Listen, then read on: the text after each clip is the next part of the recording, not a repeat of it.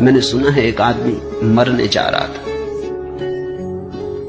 जिस नदी के किनारे वो मरने गया, एक सूफी फकीर बैठा हुआ था। उसने कहा, क्या कर रहे हो? वो कूदने को ही था। उसने कहा, रोको मत, बहुत हो गया, जिंदगी में कुछ भी नहीं, सब बेकार है। जो चाहा नहीं मिला, जो नहीं चाहा वही मिला। परमात्मा मेरे खिलाफ है, तो मैं भी क्यों स्वीकार करूं ये जीवन?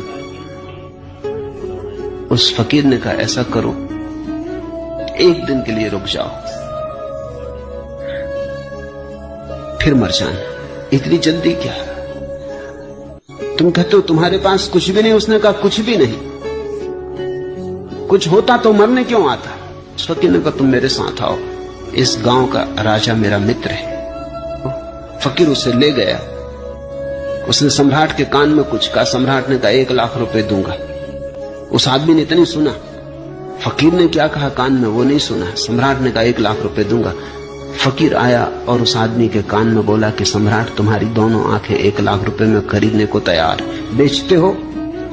उसने कहा, क्या मतलब? आंख और बेच दूं? लाख रुपए में 10 लाख दे तो भी नहीं देने वाला। तो सम्राट के पास फिर गया। उसने कहा, अच्छा 11 लाख देंगे। उस आदमी ने कहा, छोड़ो जी, ये धंधा करने नहीं, आंख बेचेंगे क्यों? फकीर ने कहा, कान बेचोगे, नाक बेचोगे?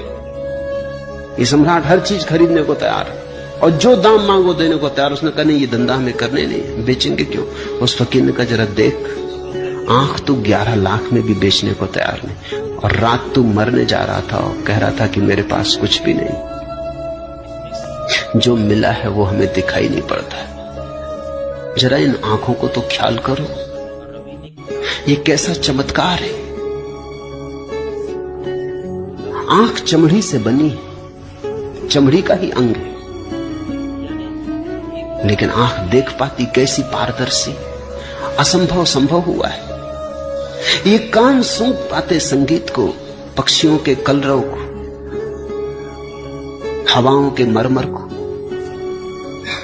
सागर के शोर को। ये कान सिर्फ चमड़ी और हड्डी से बने। ये चमत्कार तो देखो। तुम हो, ये इतना बड़ा चमत्कार है कि इससे बड़ा और कोई चमत्कार क्या तुम सोच सकते हो?